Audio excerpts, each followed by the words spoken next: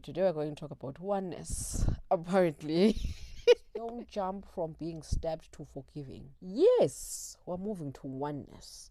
Yes, we're not going to see race. Yes, there shouldn't be any religions. Yes, all life matters. A plant's life is as equal as an animal life and human life. Yes, all that will eventually be, but we need to address what separated us in the first place. Yes, slavery and colonialism was wrong. It set Africans back and other nations that were colonized. I mainly address Africa because I'm an African.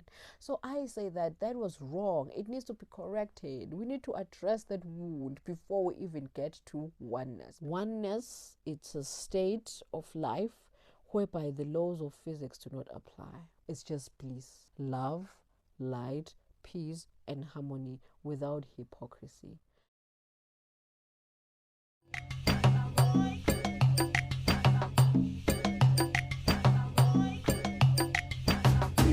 Hi guys, welcome back. I hope you guys are good. It's nice having you back. This is the Beacon of Light channeling element. All right, so today we're going to talk about oneness, unity. Believe me when I say I've been sitting here for close to 4 hours trying to make a video on awareness. Remember, I promised a video on awareness. I said that my next video will be on awareness, right? I even made a live video on Facebook that my next video will be on awareness. But I've been sitting here for close to 5 hours trying to perfect this video and I just couldn't, right?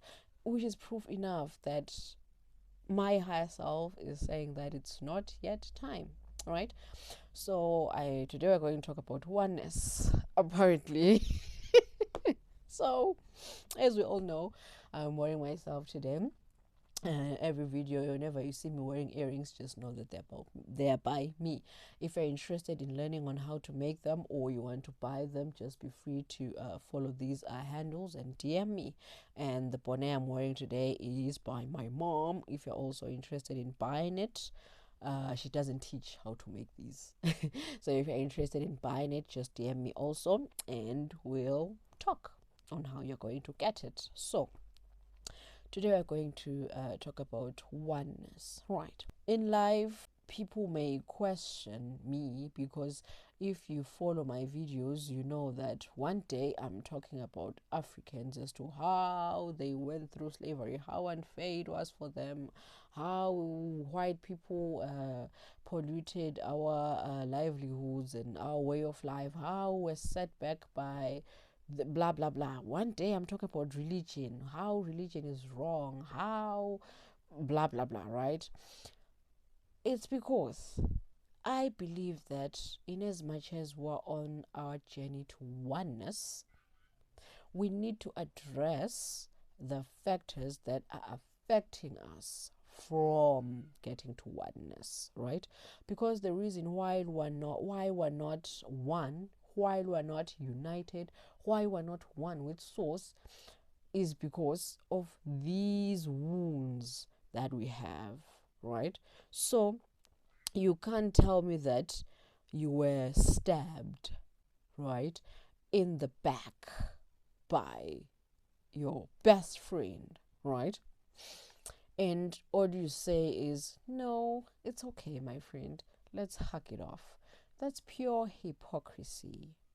I know that today's society is so hypocritic, if there's anything like that, to an extent that we're told that, you know what, no, just forgive and move on. That's not how this thing works. You first have to acknowledge the fact that you've been stabbed in the back. First, analyze what happened in order for me to be stabbed in the back. What propelled this action of being stabbed in the back by my best friend? Where did I go wrong? Where did he or she went wrong? What happened? Where did we go wrong?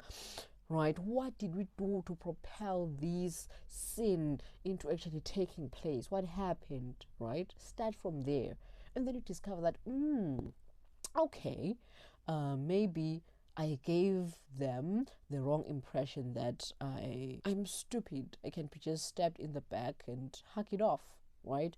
I don't know anything. You'll find the root cause when you sit down, pray, and meditate about it. You'll eventually get to the root cause, right? So what I'm trying to say is, don't jump from being stabbed to forgiving, right? First, acknowledge the part. Okay, I gave off the impression that I'm stupid. That will never happen again. Now I've been stabbed. How do I get the knife off my back, right? I cannot leave it there. I cannot sit. I cannot lie back with a knife on my back. So how do I remove this knife, right? You find ways, you find people, you seek for help, whatever you need to do to get this knife off your back. Then you remove the knife. Now, after removing the knife, a wound is left there. You have to figure out if that wound is a cut or an abrasion, or the knife didn't leave any wound at all, right? Figure out the type of wound the knife left or the stabbing left, right? If you find that it was just a minor cut, you know that you have to let it dry, let it open, right? Just leave it open to let it dry until it is healed, right? If it was just an abrasion and just an internal bleeding of some sort, you know that, okay, I need to limit any form of pressure around my back to let the internal bleeding circulate. However you treat your internal bleedings, right? I'm talking about a minor internal bleeding here, not a medical internal bleeding. If you find that it's an open wound, you know you need to disinfect it somehow. Put over a disinfectant and a bandage to avoid it from being infected and infested by bacteria, right? Learn your wound, understand your wound, acknowledge that it is there. Don't just ignore it. Treat the wound, address the wound, right? And if you can't see it or you feel like it's complicating, seek help, ask for help from anybody, right? And once the wound is healed, you look at that scar until you laugh. Be like, hey, I remember those days when I was stabbed by my friend, right? Make sure that before you actually forgive your friend, you're actually able to laugh about the wound. Because if you skip that part of laughing about your scar, you may forgive your friend and you'll be showing your friend this scar of yours, which means it will just be a roller coaster of negative energy between you two, right? So be able to laugh about your scar and then forgive your friend and rebuild your friendship, whatever you choose to do with your friend. Go to your friend and be like, my friend, I love you, yes, but I believe that this and this and this shouldn't happen, right? Because if you skip these steps in between and be like, you know what, my friend, it's okay, let's hack it off, you'll constantly be looking over your shoulder whenever you're around this friend, which means that this friendship, this reunion is not genuine, right? You'll forever be looking over your shoulder. Even after the wound has healed, you will forever be looking over your shoulder, right? Or always nagging about your wound or your scar to this friend of yours until this friendship is just toxic and negative, right? So that's why I always say, yes, we're moving to oneness.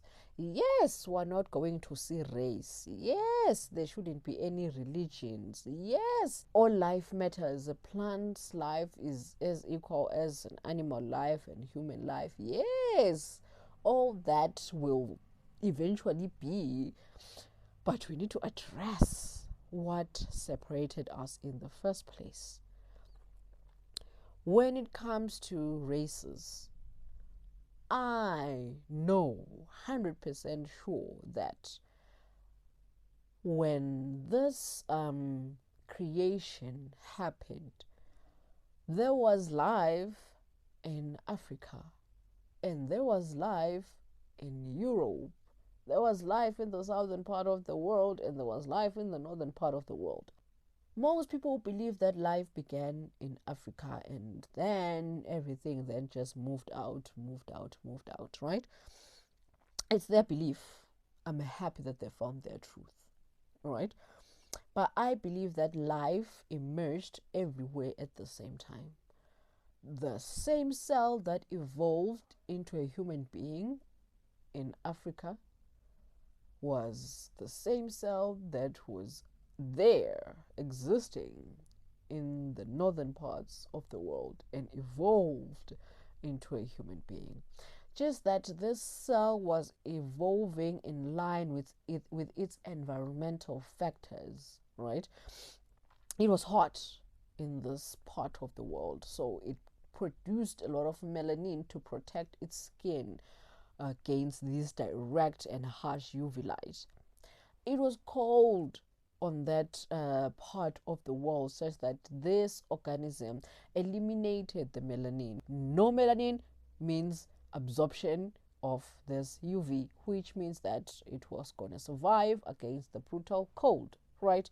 So that's what I believe. It's good that we tried to have a relationship, this type of people and this type of people.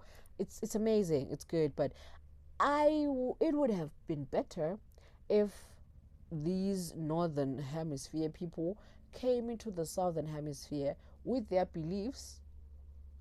It's theirs. Just accept that it's your belief and leave these people with their own beliefs. Just come together to propel love, light, peace, and harmony forward. It's okay if I look at the star and see a God. It's okay that if you look at the moon, you see a God. It's okay that if you look at a tree, you see a God, right?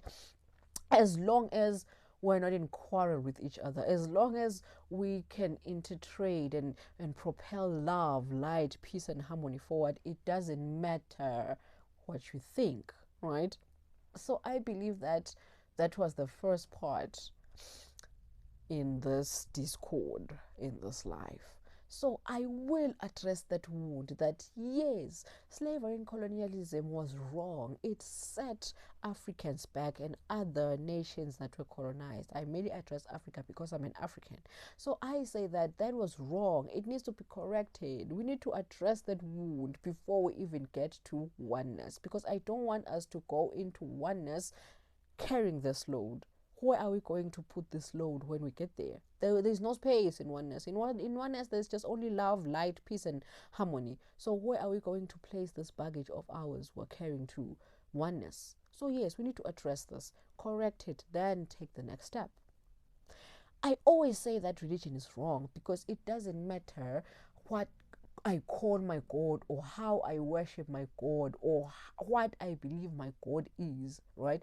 As long as we're all propelling love, light, peace, and harmony, it means that we are talking to the same energy that created everything.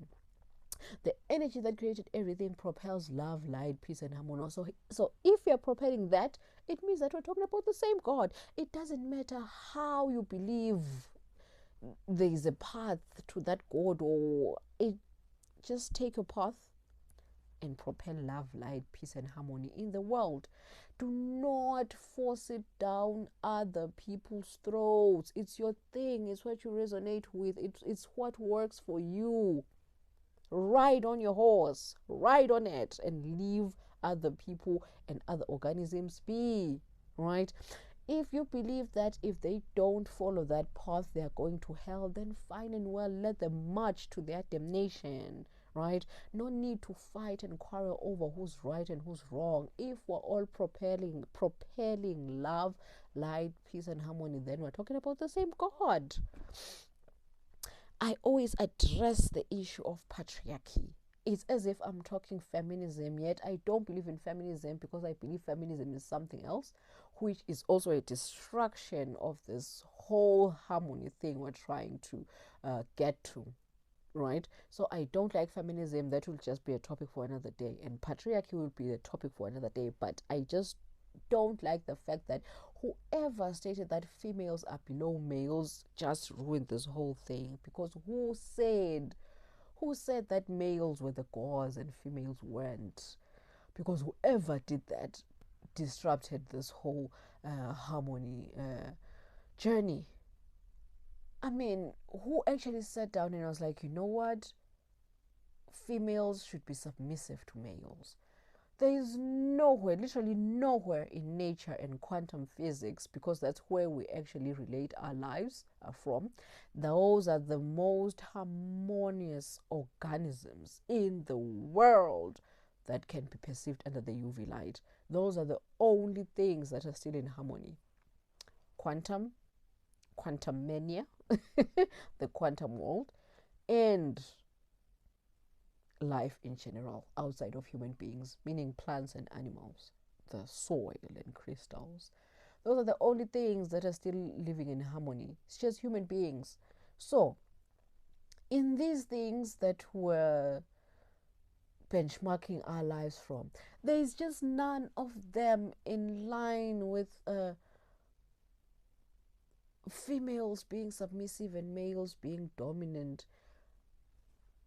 The divine masculine and the divine feminine are always equal in all these things. So I don't know whoever came up with this, whatever he ate, because I'm sure it's a man, whatever he ate or whatever he saw or thought, I really don't know what came over him, but I feel like that's another thing that disrupted this whole oneness and harmony thing. So I feel like there are a lot of things. A lot. I'm just addressing the major ones, but there are a lot of things that need to be addressed before we get to oneness. So in our journey to oneness, we need to tend to our wounds, tend to what happened, so that it never happens again. Because once we get to oneness without tending to the wound, it's going to be all over again. It's going to be hell all over again.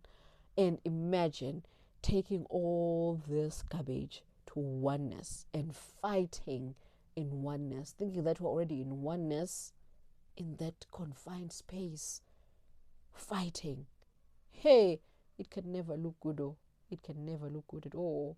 So yes, oneness, it's a state of life whereby the laws of physics do not apply. It's just bliss all the way. Love, light, peace, and harmony without hypocrisy. Yes, it will not make sense in our carnal minds because we're still carrying baggages. We're not awakened. We're conscious but not awakened. We're not aware. We're not awakened. We're just conscious beings moving aimlessly at life. So oneness is still a myth. But the fact that the seed has been planted, we are moving towards oneness. So I'll see you guys there. Love, light, peace, and harmony. I am the beacon of light element signing out. Checkmate.